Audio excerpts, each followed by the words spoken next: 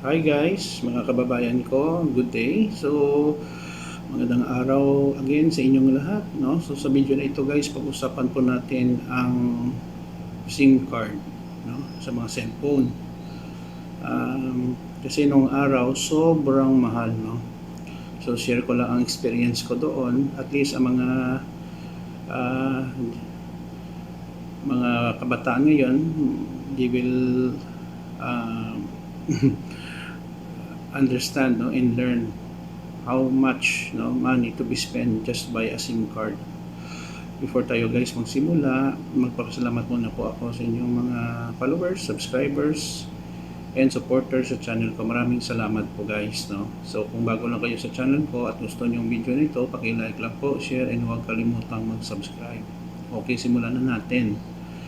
Way back 26 years ago or 1998, 99, early 2000, ang SIM card sa ating mga cellphone ay sobrang mahal.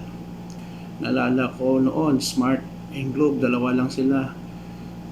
Sa isang SIM card, cost 1,900 or even 1,500, no? 1,500. Kung masira ang SIM card mo, sobrang mahal magbili, no? Siguro during the time hindi pa masyadong widely available, no, ang SIM card, no. So yun ang dahilan kung bakit sobrang mahal. Ikalawa, during the time ang mga model ng phone is 5110, 3210, Motorola, Nokia. Sobrang sikat noon ang Nokia, no, during that time. Wala pa yung smartphone during that era, no. So keypad pa, ma-antenna pa mga phone, no.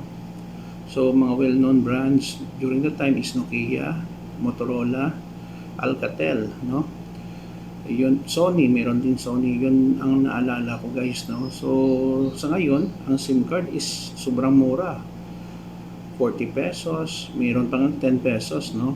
Pero karamihan 30, 50 or even 70 pesos, no? May mga free data na at text at tawag sa ibang network. And then sa ngayon, may mga players na sa cellular business.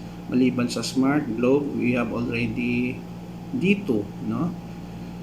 Sun, wala nang Sun, no? Pero nung una, during the time, wala pa naman ng Sun, no?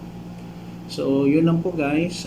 Sana po may napulot din kayo na nung una, kung mayroon kang cellphone, may pera ka, no? Sa ngayon, everybody can buy a mobile phone and SIM card that is very affordable and cheap because there is already maturity in technology.